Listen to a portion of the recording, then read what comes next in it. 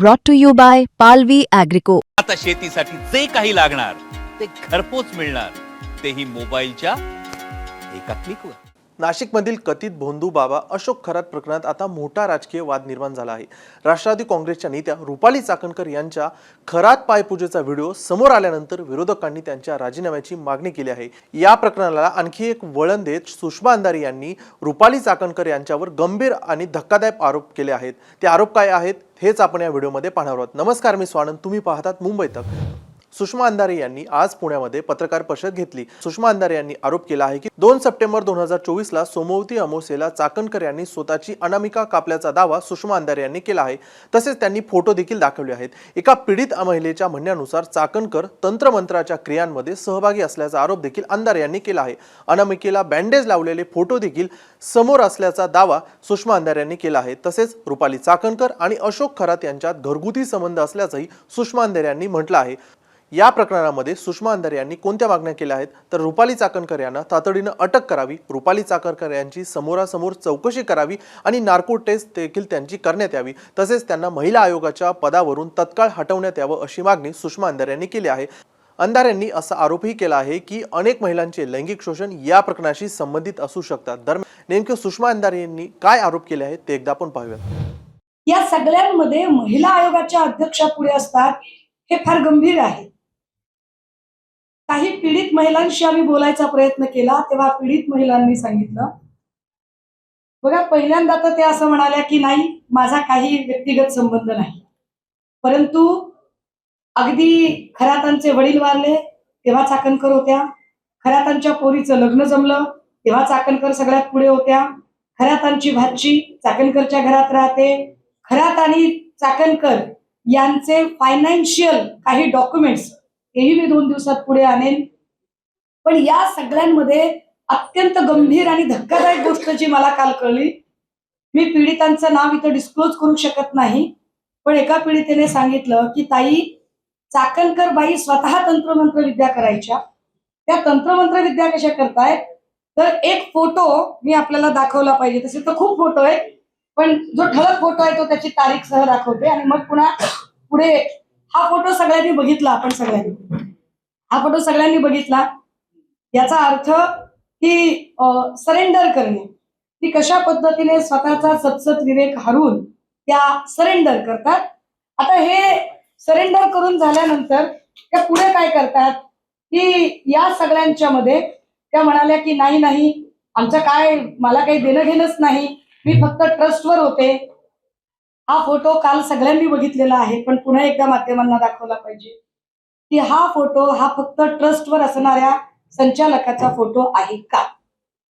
या फोटोवरून आम्ही त्यांचे खरातांशी असणारे कौटुंबिक संबंध काय आहेत काय नाही हे त्या सांगतील. आम्हाला त्याच्यातही जायचं नाही, मला त्याच्यावरही जायचं नाही. मला एका वेगळ्या गोष्टीकडे जायचंय की एका पीडितेने सांगितलं की चाकणकर स्वतः तंत्रमंत्र विद्या करत होत्या आणि अक्षरशः आपली अनामिका कापणे. आता हे अनामिका कापणे हे काय प्रकरण आहे हे मला माहित नव्हतं. मी त्याची जरा माहिती काढायचा प्रयत्न केला तेव्हा मला त्याची जी माहिती मिळाली ती फार धक्कादायक आहे.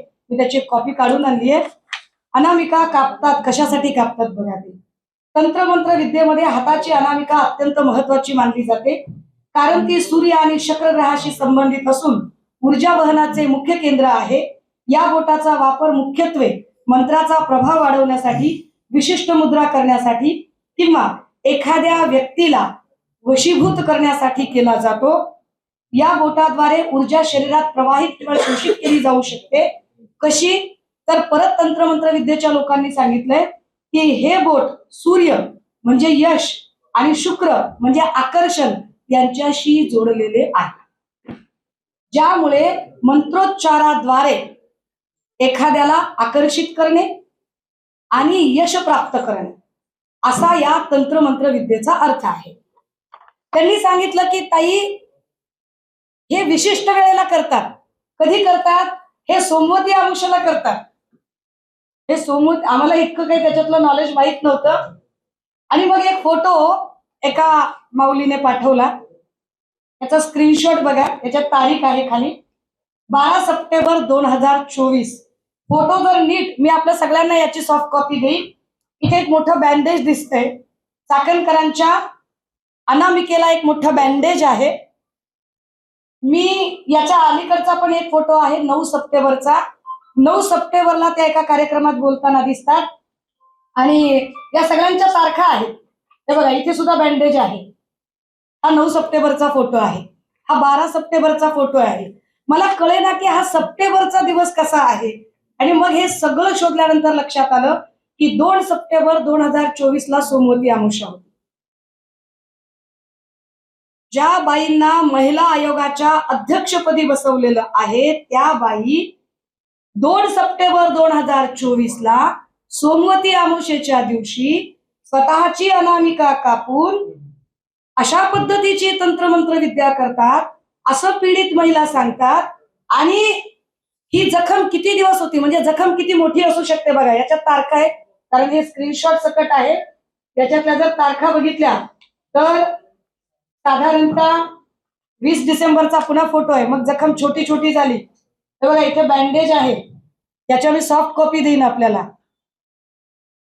त्याच्यानंतर 28 डिसेंबरला जखम अजून छोटी झाली. सप्टेंबर ते जानेवारी पर्यंत ही चाकणकरांच्या हाताला जखम होती. अशाच पद्धतीची जखम अजून एका व्यक्तीला होती, पण त्याचे फोटो अजून आले नाहीत. तेही फोटो हे गंभीर आहे. अशा पद्धतीने महिला आयोगाच्या अध्यक्षा जर तंत्रमंत्र विद्यांमध्ये असतील आणि पीडित सांगते की हे आमच्या समोर घडलेलं आहे, हे आमच्या समोर झालेलं आहे. आता जर असं सगळं असेल हे चित्र, हे फोटो खूप आहेत. हे बँडेज क्लिअर कट दिसतात. असंख्य फोटो आहेत, त्याच काळातले आहेत सगळे. याच्या तारखा जाणीवपूर्वक स्क्रीनशॉट का दिलेले आहेत, कारण याच्या तारखा आहेत खाली. आता हे सगळं जर बघितलं, इथे पण एक फोटो आहे, इथे सुद्धा बँडेज आहे. आता आमचं असं म्हणणं आहे की ज्याला प्राईम फेज मध्ये क्रिमिनल कॉन्स्पिरन्सीचा भाग म्हटलं जातं, एखादा गुन्हा करताना त्याच्यातला सक्रिय सहभाग. चाकणकर बाई यांना सगळ्या गुन्ह्यांची माहिती होती. हे खबरदार पुढारीच्या वृत्तसंपादकाने स्पष्ट केलं. चाकणकर बाईंनी सुमोटो दाखल करण्याचे आदेश दिले होते. चाकणकर बाईंनी अगदी खरातांचा जो पीए ज्याने त्या बाईंना ब्लॅकमेल करायचा प्रयत्न केला होता, त्याच्याही संबंधाने स्वतःचा सक्रिय सहभाग नोंदवला होता. 1 वर्षापासून हे सगळं चाललं होतं. पोलिसांनी 10 दिवसाचा सर्व्हेलन्स लावला होता. आता जर एवढा सगळा सक्रिय सहभाग जर चाकणकरांचा तिथे दिसत असेल, तर या पत्रकार परिषदेच्या माध्यमातून माझी पहिली मागणी असेल की चाकणकर यांना तातडीने अटक केली पाहिजे. दुसरी मागणी काय आहे आमची, चाकणकरांची ज्याला आपण कन्फ्रंटल एन्क्वायरी म्हणतो, समोरासमोर बसून, ती कन्फ्रंटल एन्क्वायरी ती झाली पाहिजे. तिसरं, चाकणकरांची नार्को टेस्ट झाली पाहिजे. कारण प्रश्न अनेक महिलांच्या इब्रतीचा प्रश्न आहे. अनेक महिलांचं लैंगिक शोषण झालेलं आहे. आणि अशा पद्धतीने जर तंत्रमंत्र विद्येमध्ये जर स्वतः चाकणकर गुंतलेले आहेत असं पीडित सांगत असतील आणि त्याचे असे धक्कादायक फोटो जर येत असतील, तर चाकणकरांची नार्को टेस्ट होणं गरजेचं आहे. पण चाकणकरांना अटक करताना आणि नार्को टेस्ट होताना चाकणकर ज्या पदावर आहेत त्या पदाच्या गौरव गरिमेचा विचार करता त्या पदावरून त्यांना आधी बाजूला करावं लागेल. आणि त्यासाठी म्हणून ही पत्रकार परिषद फक्त हेच स्पष्ट करण्यासाठी की रुपाली चाकणकर फरार होण्याच्या आधी रुपाली चाकणकर या, कारण त्या अनेक पद्धतीने त्यांचं पॉलिटिकल प्रेशर वापरू शकतात. हे कॅप्टन खरात प्रकरणात मागच्या वर्षभरात अनेक वेळा सिद्ध झालेलं आहे. मागच्या वर्षभरात अनेक वेळा अनेक लोकांना त्यांनी ज्या पद्धतीने आपल्या पदाचा दुरुपयोग करत तिथे दबाव आणण्याचा प्रयत्न केलेला आहे. चाकणकर आणि खरात यांचे सीडीआर सुद्धा तपासले जावे. गृह खात्याने जर मनावर घेतला आहे, अहो जयंत पाटलांची पण करा, नार्वेकरांची पण करा. मी काय म्हटलं, माझ्या पक्षाचा जरी कुणी याच्यात अडकला तर त्याची सुद्धा गय केली जाऊ नये. प्रश्न लेकी बाळींच्या इब्रतीचा आहे. मुद्दा हा आहे की या सगळ्यांमध्ये आता आम्हाला चाकणकरांची अरेस्ट जास्त महत्वाची वाटते. कारण चाकणकरांच्या जयंत पाटील असतील, नार्वेकर असतील, एकनाथ शिंदे असतील, केसरकर असतील किंवा निलेश लंके असतील किंवा अमित शहा असतील, यांच्या संबंधाने पुरावे समोर नाहीये. चाकणकरांच्या संबंधाने ढिगभर पुरावे पुढे आलेत आणि चाकणकरांचे अनेक गोष्टी त्यांनी गेल्या 1 वर्षापासून कशा पद्धतीने हे प्रकरण दाबण्याचा प्रयत्न केला या गोष्टी आता पुढे आलेल्या आहेत. त्यामुळे ज्याला क्रिमिनल कॉन्स्पिरन्सी असं म्हटलं जातं की गुन्हा घडवण्याच्या दृष्टीने जे कट कारस्थान असतं त्यात त्यांचा सक्रिय सहभाग आहे असे कालपासून दत्तात्रय खेमनार आणि अनेक लोक जे मांडत आहेत त्या संबंधाने झालेला जो पत्रव्यवहार आहे त्यात ते स्पष्ट दिसतं. त्यामुळे रुपाली चाकणकरांची तात्काळ अटक होणे आणि नार्को टेस्ट होणे गरजेचे आहे. मी सगळे फोन नंबर शेअर करते. मी इथे येईपर्यंत, मी पत्रकार भवनला येईपर्यंत मला 8 वेगवेगळ्या नंबरवरून धमक्यांचे कॉल आहेत आणि ते सगळे नंबर मी आपल्यासोबत शेअर करायला तयार आहे. हे सगळेच्या सगळे नंबर हे स्पॅम दाखवत आहेत आणि मी ते सगळे ब्लॉक केलेत. या सगळ्या नंबरवरून सातत्याने मला धमक्यांचे कॉल येत आहेत. हा फोन जरी उचलला तरी एवढ्या तुम्ही हा फोन लावून बघा, हा फोन लागतोय का बघा.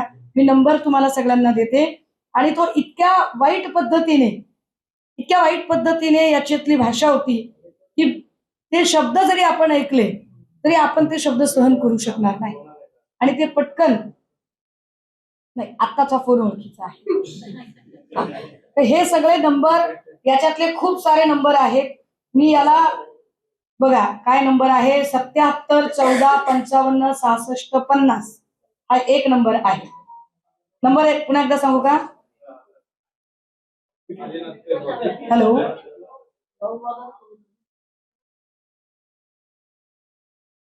आता एखादा अजून तसाच कॉल असेल तर आता फोनलाच लावला असता. दुसरा नंबर आहे 77 14 55 66 46.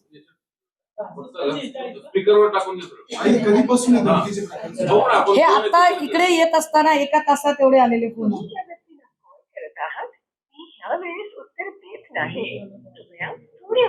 हे सगळे नंबर मी आपल्याला शेअर करते की ज्या नंबरवरून 77 पोलिसांना देणार. हो, हे सगळे नंबर मला इकडे यायचं होतं वेळेत म्हणून मी इकडे आले. मी हे सगळे नंबर पोलिसांना देणार आहे.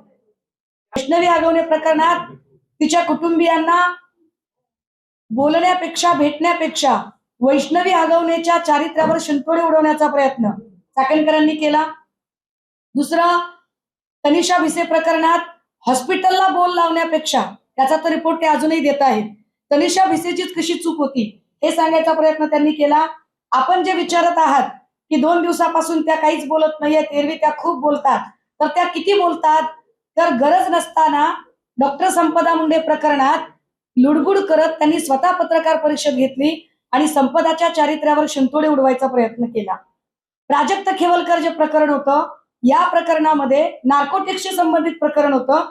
नार्कोटिक्सच्या प्रकरणामध्ये अजिबात चाकणकरांचा रोल नव्हता. चाकणकरांनी तेव्हाही सांगितलं की त्याच्या मोबाईलमध्ये खूप सारे व्हिडिओ आहेत. त्याच्या मोबाईलमध्ये व्हिडिओ आहे ते हिरिरीला सांगणाऱ्या चाकणकरबाई आता ज्यांचे पदराने पाय पुसत होत्या त्याच्या मोबाईलमध्ये 58 व्हिडिओ आहेत. हे कसं कळलं नाही? हे फार विशेष आहे. त्यामुळे चाकणकरांच्या भूमिका या महिलांना समावेशन आणि समुपदेशन करण्यापेक्षा महिलांना बदनाम करण्यासाठी जास्त त्या सक्रिय राहिलेल्या आहेत.